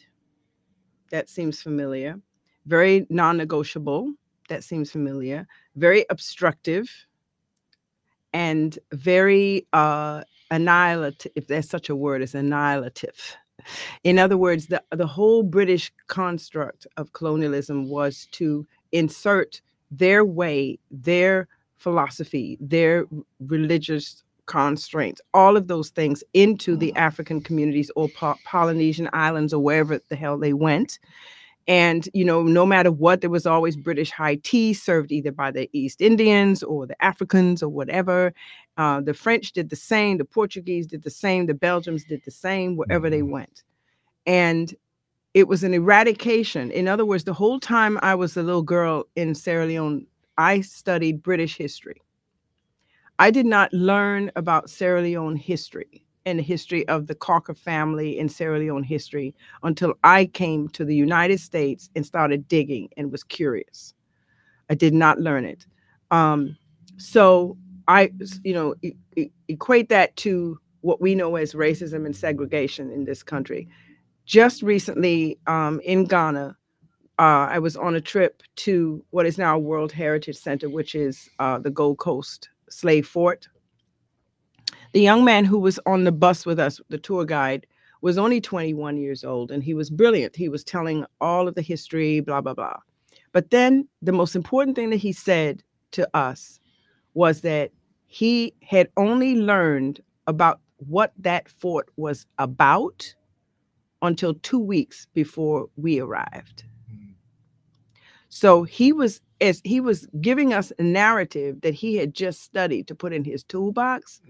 But he was 21, which told me immediately that the Ghanaian school system itself is not bridging the gap and is not teaching. So I'm thinking here are a whole bunch of us going to this World Heritage Site, the slave fort where they kept us in such horrific conditions until we went into the ships. And here are people who are living around that area who did not really understand. Even though we looked Black like them, they didn't understand who we were. And this was 2024. Which is fascinating to me. So it's scary. When they think about us in the New World. Yes. How do they think we got here? Well, it's the same. I mean, because that history becomes important, right? It becomes very important. But if you're not taught it, and you're under the British school system, a colonial system, and your leaders are still in a colonial mindset,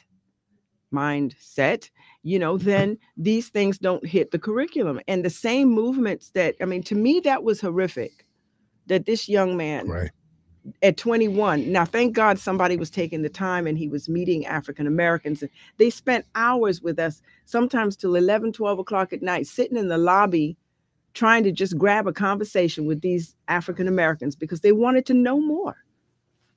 They wanted to know more. We are. We got a lot of work to do. Yeah, but you know what? I'm not surprised that there would be a disconnect because we're disconnected exactly from the motherland. Listen, in terms of understanding the cultures, the people. Listen, when I hear Black people say, I'm not African. I come from Mississippi. And I say, well, that's like an eighth of the circle. I agree. You are from Mississippi, but the next question has to be, but where were your parents and where were your great grandparents from? Where your people's from? Because where your people's from? Because we used to ask those questions and see, that's important. That's important. You know, we got names like Jones and John and, you know, Thomas and whatever. And those are slave, like the Gullahs, those are basket names, you know? So we've got a whole lot of education to do on this end that our schools are not able to. I mean, look at the threat that's out there right now, you know, in terms of being able to teach Black history in the schools. Right. I mean, we're being assaulted. Our history is being assaulted as we speak. And if we don't get on it, our generation, our 70-year-olds, I'm assuming we're about the same age. If we don't have time to retire, It's like people say, well, when are you going to sit down for it? I can't sit down when I see 50, 40, 30-year-olds who are so disconnected from the beauty. And it's not all beautiful, but I think about what Jewish people have done in terms of connecting their children to their history as Jews. We have to do the same thing. Well, our word today was Sankofa. There you go. And I, it has to be more than it has to be more than okay, I can play that. To be able to have that conversation. Yeah, we do. 55 years. Yes. So when you were 4, when you started this group.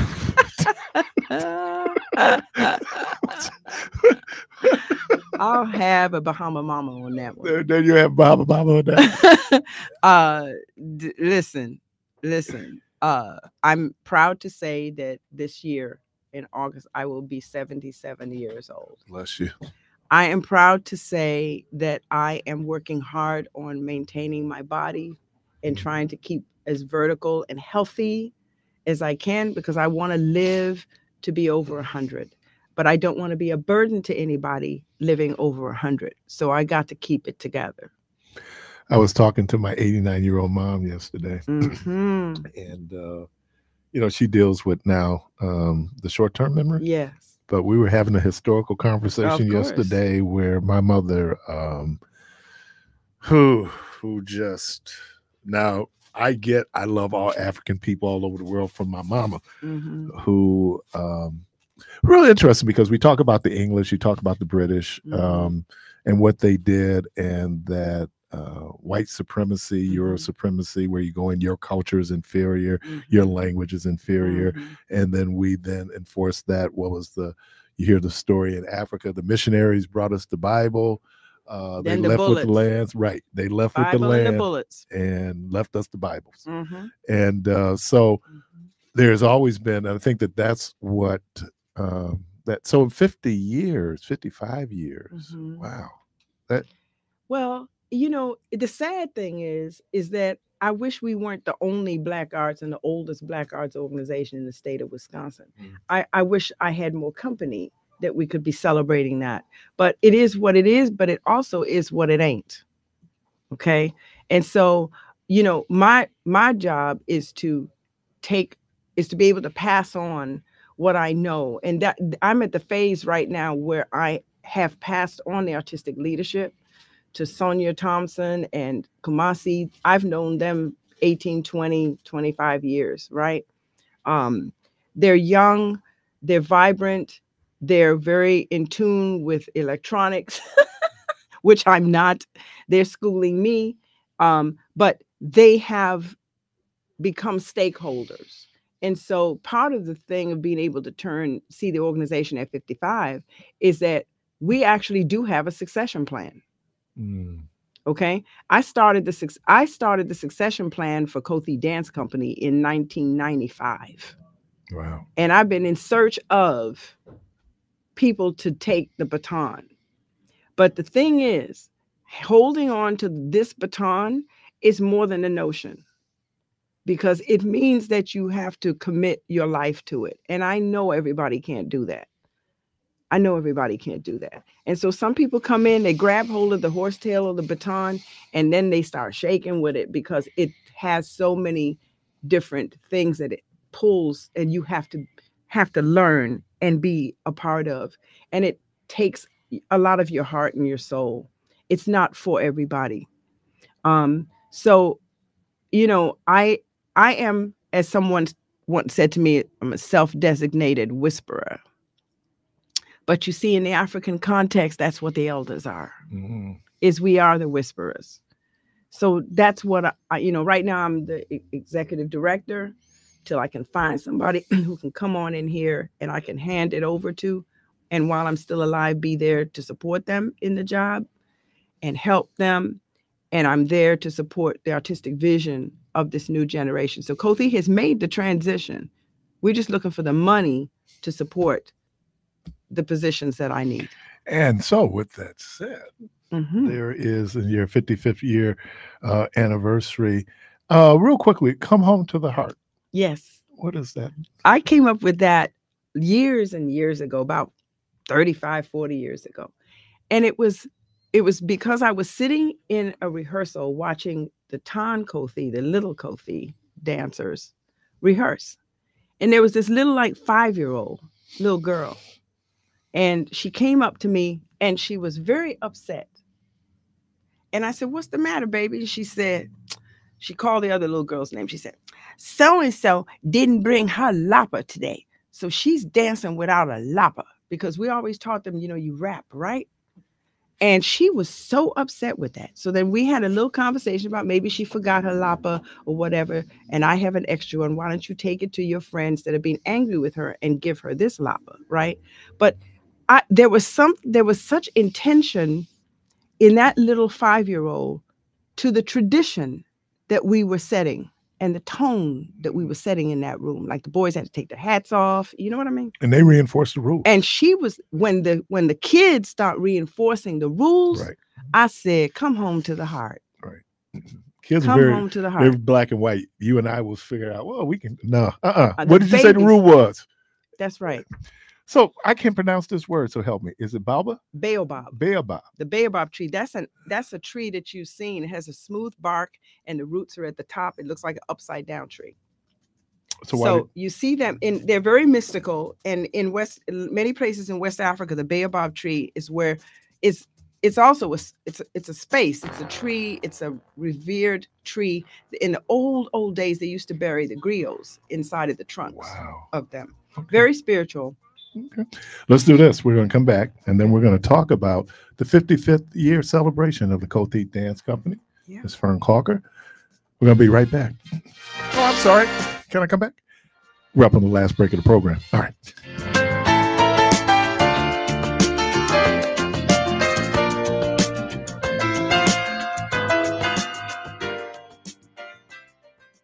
Are you or a loved one facing challenges of dementia? It can be a difficult journey, but you don't have to go through it alone. Melanin Minded understands this uphill battle and seeks to be the bridge for information, service, and support for the people of color.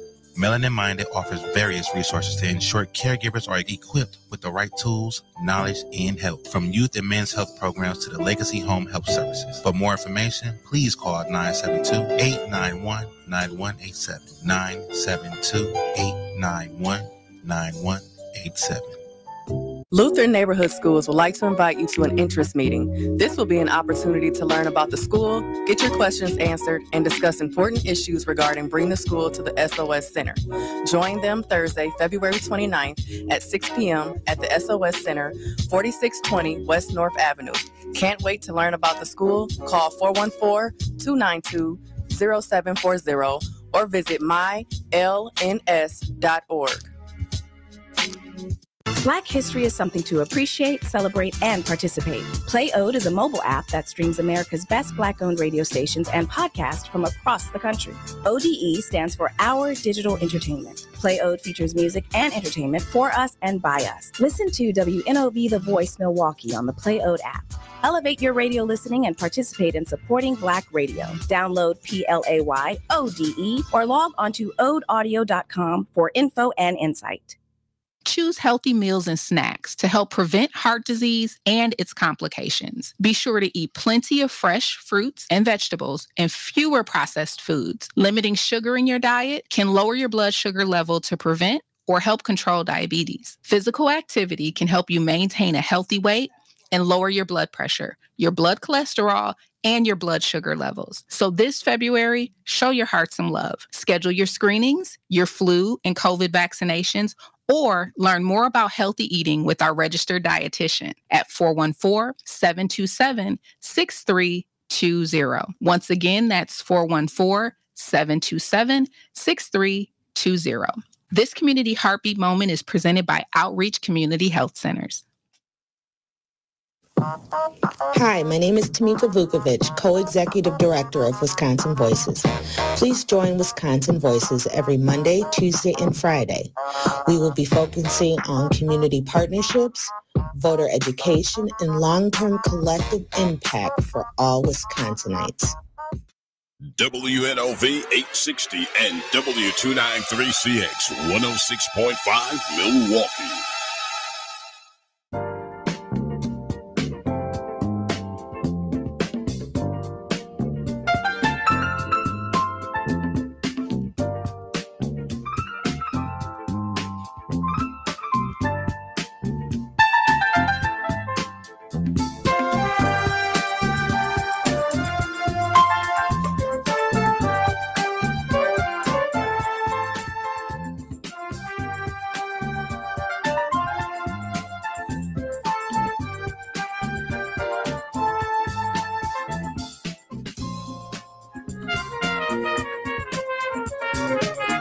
You're inside Community Voice on WNOV 860 AM and 106.5 FM with your host, Keith Parris.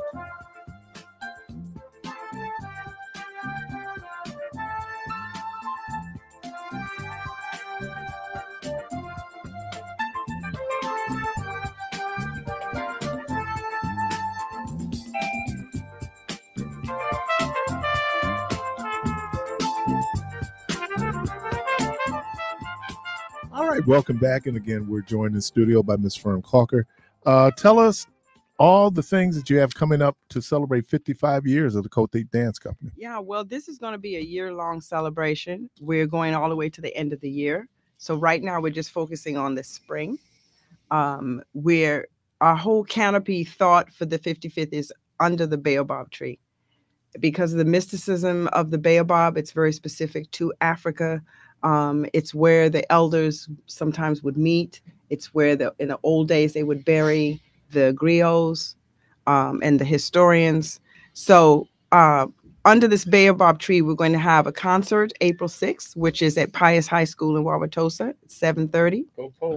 Okay, beautiful theater space. We're also going to have an archival exhibit there starting the end of March, April, May. So when you come to see the show, you'll also be able to see some of our archival exhibit. That's April 6th.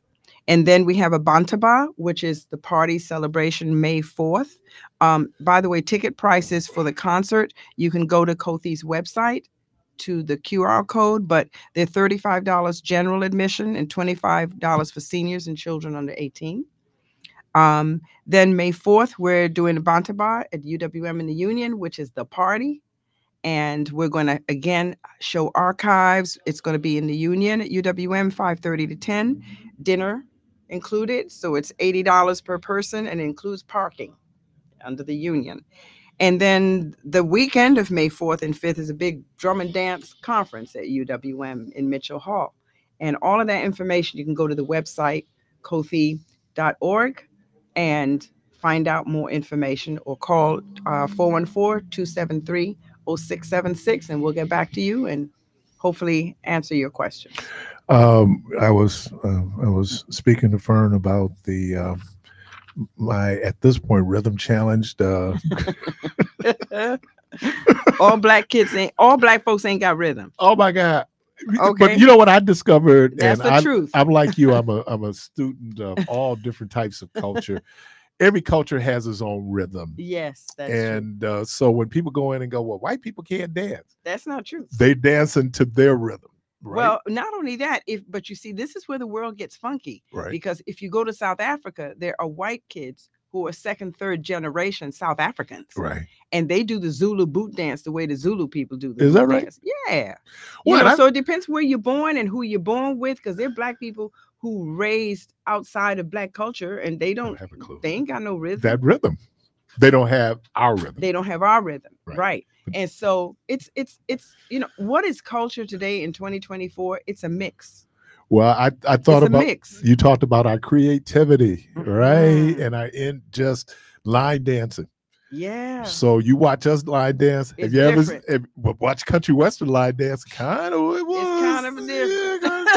But same kind of. But that's always real fascinating too. How much of this is our indigenous African culture? How much of this is influenced by living in America? We did not all just come from Mississippi.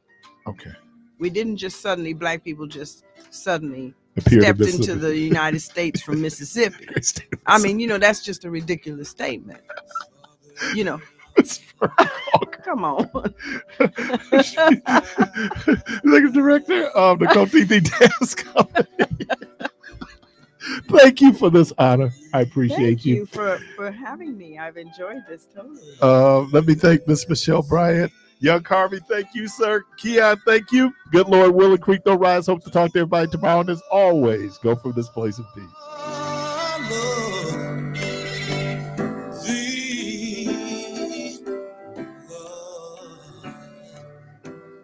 Grant us